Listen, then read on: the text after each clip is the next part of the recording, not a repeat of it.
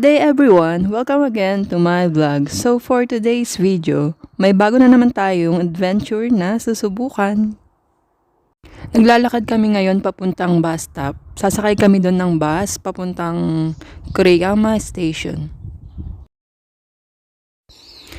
Nakarating na kami ngayon sa Kuriyama Station. Medyo napaaga kami, wala pa yung mga bus na sasakyan namin. Pero okay na din para hindi kami nagmamadali. Kung mapapansin nyo, marami kami. Kasama nga pala namin ang aming mga ka-workmates. Ako sabit lang. Ayan, nagkakwentuhan muna kami habang nag-aantay kami sa bus. Sobrang lamig na ngayon dito sa Japan. Winter na kasi. Kaya yan, naisipan muna namin magkape. Pumasok muna kami sa coffee shop.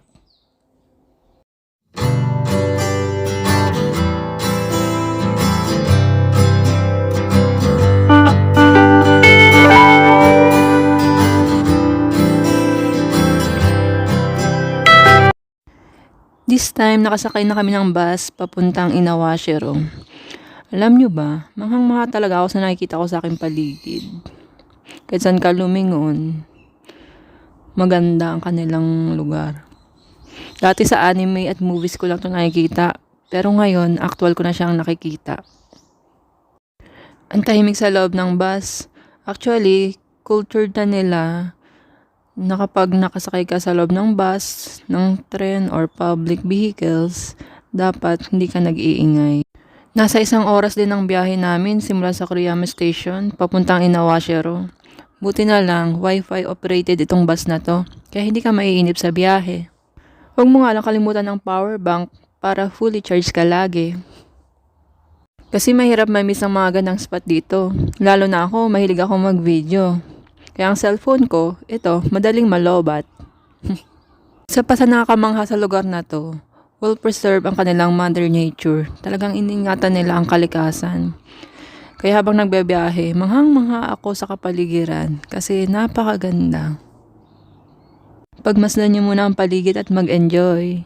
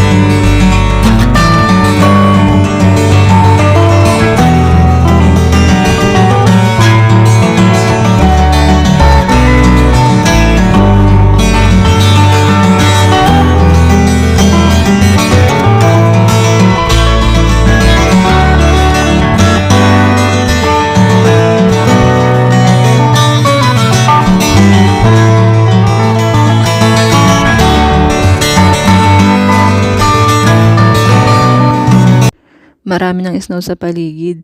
Malapit na kami sa bundok na siyang destinasyon namin. Siya nga pala, hindi ko pa nasabi sa inyo kung anong adventure na susubukan namin ngayon. Ngayong araw ay tatry namin mag-snowboarding. Tara, sama kayo.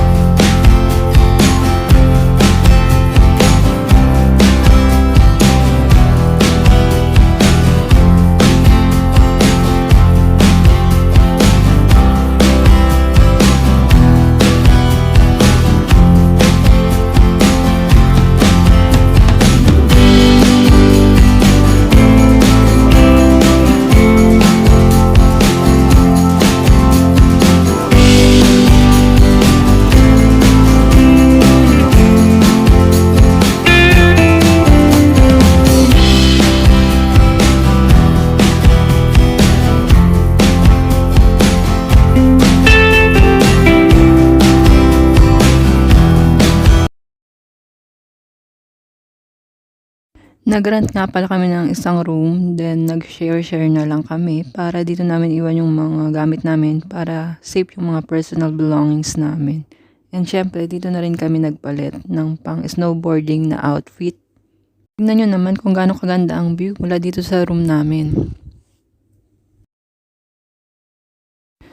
Dahil sobrang lamig ng panahon, ipapatong lang namin yung mga snowboarding na outfits sa mga suot namin. Pero sabi nitong mga kasama namin, pag nandun ka na daw sa taas, hindi mo naramdam ang lamig.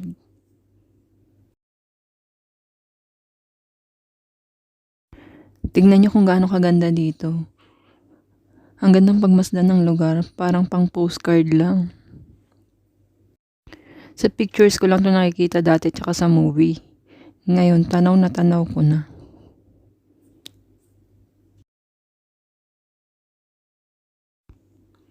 Busy ang lahat sa pag-change outfit. Magpapalit tayo ng costume. Ready na ang lahat. Let's go! Kaming dalawa ni ate ay nag-rent muna ng mga gamit namin for snowboarding. Wala kasi kaming gamit. Snowboarding shoes and board. Thank you nga pala kay Jake and Alex na sinamahan kaming mag-rent.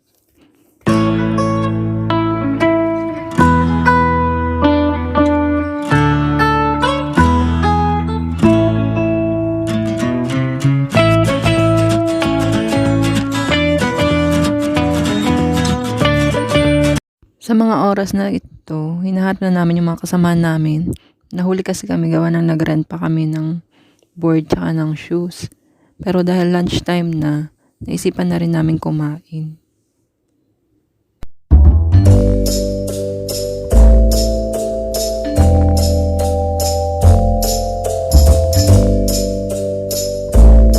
Advice ng mga kasamahan namin, magpatumba ka na lang daw sa snow kung naaalangan ka. Mas safe pa daw. Andito na kami sa taas ng bundok ngayon. Nakakaba pero exciting. Ang ganda. Ang ganda ng view. Ang ganda ng snow. Ayan nga. At rinay kong hawakan. Dahil hindi pa kami marunong, nagbatuhan na lang kaming dalawa ni ate. Ayan nga at para kami mga bata naglalaro ng snow. Nagbatuhan at nagtawanan lang.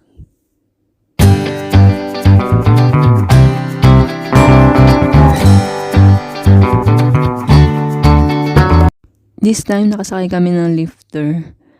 Actually, ito na yung second time. Dahil nung first time, hindi ko nagawang makapag-video gawa ng sobrang kaba ko. Iba yung feeling kapag nandito ka na sa taas. Yung nakikita nyo naka-pink uniform, trainer yan, binabayaran sila. Ito rin nasa harapan namin. Ito ang view, galing dito sa taas.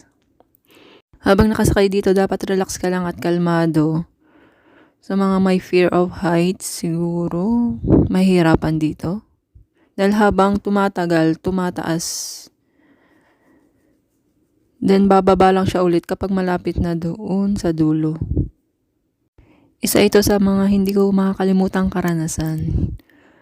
Yung gusto mo lang ma-experience dati, ngayon nangyayari na. Yung mga napapanood ko lang sa videos, tulad nito, at least ngayon, nasubukan ko kahit hindi pa ako marunong. Laking pasasalamat namin sa mga kasamahan namin na matyagang nagtuturo at nag-guide sa amin. Hindi kami iniiwan.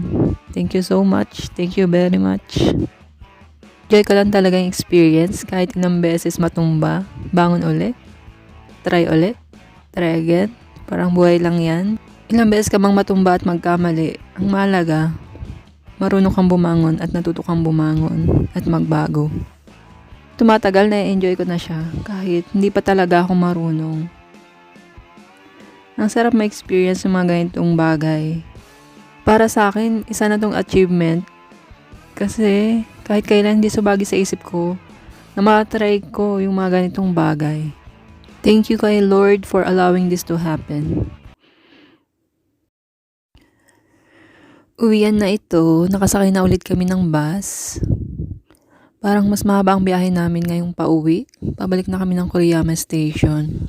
Dahil naiinip na ako, ayan, nilibang ko na lang yung aking sarili. Nagsulat ako sa board, sa bintana. Nagmumoist na kasi siya.